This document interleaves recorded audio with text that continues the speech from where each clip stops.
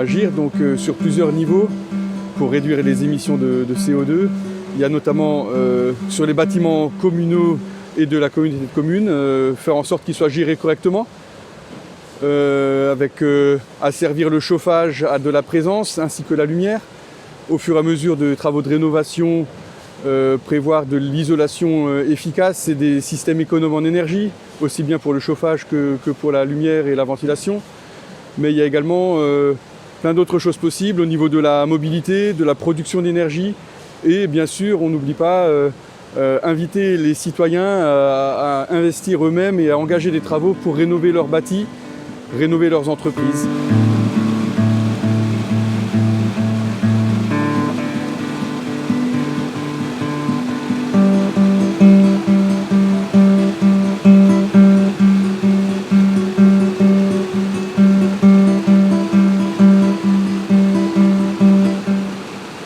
Ici, nous sommes devant la turbine de la Loche, gérée par le syndicat mixte de la Loche, donc, qui a été mise en place en 2015.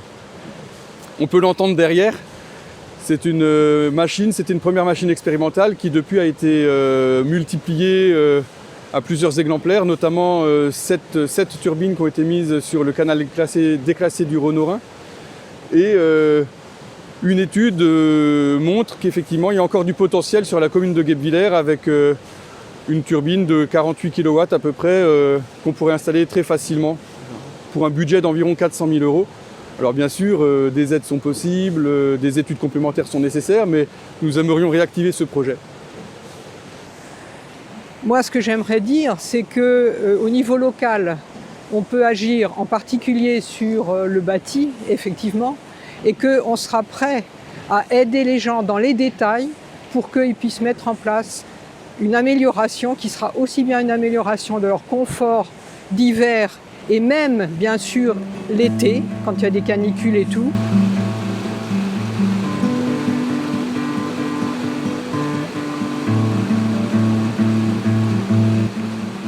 Au niveau de Guebwiller, ce qui est le plus urgent, c'est que tout le monde se cause et que tous les acteurs se mettent ensemble et que les gens ils aient une adresse pour venir dire bah voilà mon problème, je voudrais rénover mon logement, qu'est-ce que je peux faire, qu'est-ce que je peux prétendre et quel va être le plan de financement pour voir qu'au total, on va être gagnant.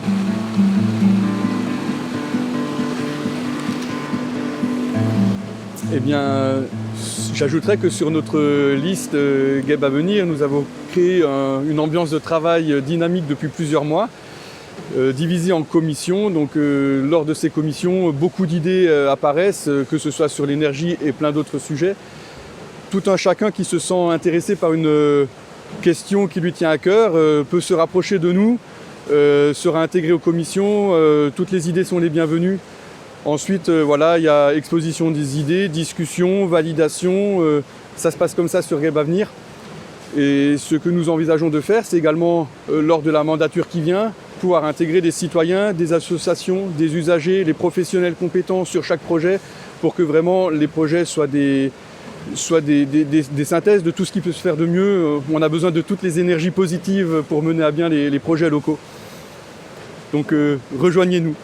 Et pour ça, c'est ça la démocratie participative.